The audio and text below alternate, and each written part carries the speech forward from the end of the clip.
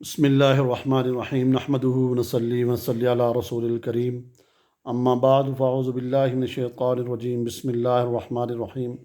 میں آج انشاءاللہ تعالی آپ کے سامنے جس موضوع کے اوپر بات کروں گا وہ موضوع میرا ہے کہ بہت سارے نوکری پیشہ جاب کرنے والے حضرات جو بڑے پریشان ہوتے ہیں کہ ان کا جو سینئر ہوتا ہے وہ بہت زیادہ بلا وجہ بغیر مقصد کے وہ تنگ کرتا ہے، اور تنگ کرنے کی کوئی وجہ بھی نہیں ہوتی۔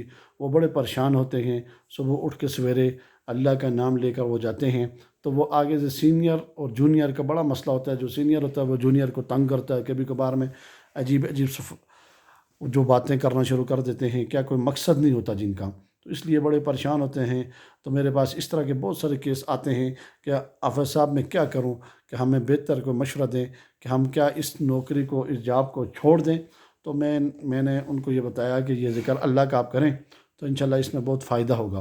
تو انشاءاللہ تعالیٰ جن کو میں نے بتایا الحمدللہ اس کا فائدہ ہوا، تو میں نے مناسب سمجھا، بہتر سمجھا۔ میں نے کہا کہ اگر یہ بات بہت سارے لوگ میرے پاس آ نہیں سکتے جنہیں بڑی پریشانی ہوتی ہے، تو میں نے کہا یہ ویڈیو ریکارڈ کے ذریعے میں اپنے چینل کے اوپر ریکارڈ کروا دوں، تاکہ وہ لوگ اگر اس کو پڑھنے میں ان کو فائدہ ہو جائے۔ اور فائدہ ہونے میں سب سے بڑی چیز یہی ہوتی ہے کہ وہ جب ذکر کریں گے تو ان کو فائدہ ہوگا۔ اور یہ ایک بات اپنے ذہن میں بٹھا لیں کہ ذکر کریں گے تو آپ کو فائدہ ہوگا، ذکر نہیں کریں گے تو فائدہ نہیں ہوگا، کیونکہ اللہ کا ذکر ہے۔ اللہ کو جب آپ یاد کریں گے تو اس میں فائدہ تو ہوتا ہے، تو اللہ کو یاد کرنے والا کیسے ہو سکتا ہے کہ اس کو فائدہ نہ ہو؟ یہ ہو ہی نہیں سکتا۔ اس بات کو اپنے ذہن کے اندر بٹھائیں کہ ہم ذکر کر رہے ہیں اللہ کے لیے، رضا اللہ کی ہو۔ یا اللہ میں تیری رضا کے لیے ذکر کر رہا ہوں، اور مقصد جو ہے میری حاجات ہیں، یا اللہ اس ذکر کی برکت سے وہ پوری فرما۔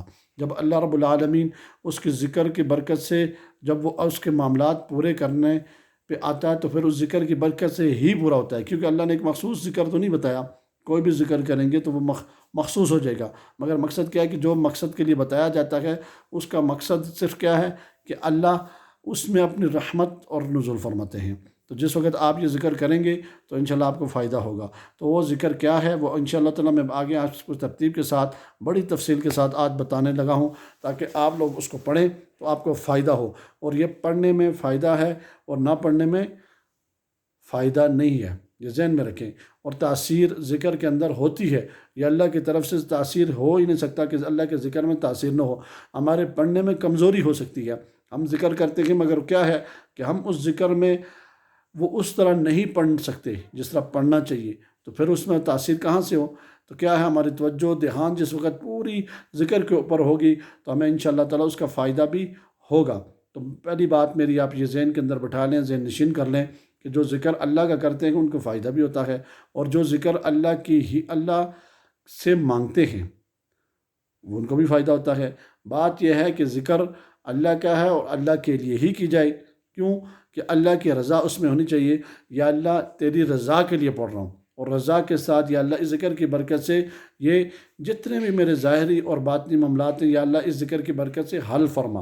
اور دوسری بات یہ ہے کہ جب آپ ذکر کریں گے تو ذکر کرنے میں آپ توجہ دھیان کے ساتھ کریں۔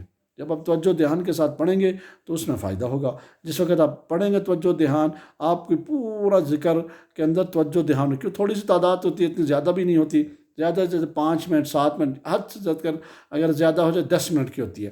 تو 10 منٹ اگر آپ توجہ دھیان نہیں دے سکتے تو پھر کیسے ہوگا کہ آپ کا یہ معاملہ حل ہو جائے؟ 10 منٹ کے لیے ساری زندگی کا سکون ہو جاتا ہے۔ روزانہ 10 منٹ نکالنا کوئی مشکل نہیں ہے، تو اس لیے آپ کو چاہیے کہ ذکر میں پہلے اچھے طریقے سے وضو کریں، وضو کرنے کے بعد پھر اس کے بعد درود شریف ضرور پڑھیں۔ اول آخر آپ 7 مرتبہ پڑھنا چاہیں، 3 مرتبہ پڑھنا چاہیں، 11 مرتبہ پڑھنا ہے، وہ آپ کی مرضی ہے۔ اور ذکر میں تاثیر ہوتی ہے مگر آپ کی زبان کے اندر تاثیر نہیں ہوتی، کہ ذکر کے لیے ذکر کی برکت سے تاکہ آپ کی زبان میں تاثیر ہو جائے اور آپ کی زبان سے جو چیز نکلے وہ پوری ہو جائے۔ اور وہ ذکر کیا ہے؟ یا عزیزو، یا عزیزو اول آخر 11 مرتبہ درود شریف پڑھ سکتے ہیں، اور اس کے بعد 7 مرتبہ بھی پڑھ سکتے ہیں درود شریف، 3 مرتبہ بھی پڑھ سکتے ہیں۔ اور یا عزیزو کتنی دفعہ پڑھنا ہے؟ 41 مرتبہ صبح، 41 مرتبہ شام کو، اور اس کے ساتھ ربی انی 11 مرتبہ پڑھنا ہے۔ اور یہ آپ نے بالکل توجہ دھیان آپ کا سارے ذکر کے اوپر ہونا چاہیے، جس مقصد کے لیے پڑھ رہے ہیں وہ مقصد تصور میں رکھ کر انشاءاللہ تعالیٰ یہ پڑھیں گے تو آپ کا فائدہ ہوگا انشاءاللہ تعالیٰ۔ آپ ذکر شروع کریں تو فائدہ دینے والی میری اللہ کی ذات ہے۔ میں نے آپ کو یہ وظیفہ بتا دیا، اور جتنے بھی حضرات یہ میری ویڈیو سن رہے ہیں یا دیکھ رہے ہیں، ان سے میری گزارش ہے کہ میرا جو یوٹیوب چینل ہے اس کو آپ سبسکرائب بھی کریں اور شیئر کریں، لائک ضرور کریں۔ السلام علیکم ورحمۃ اللہ۔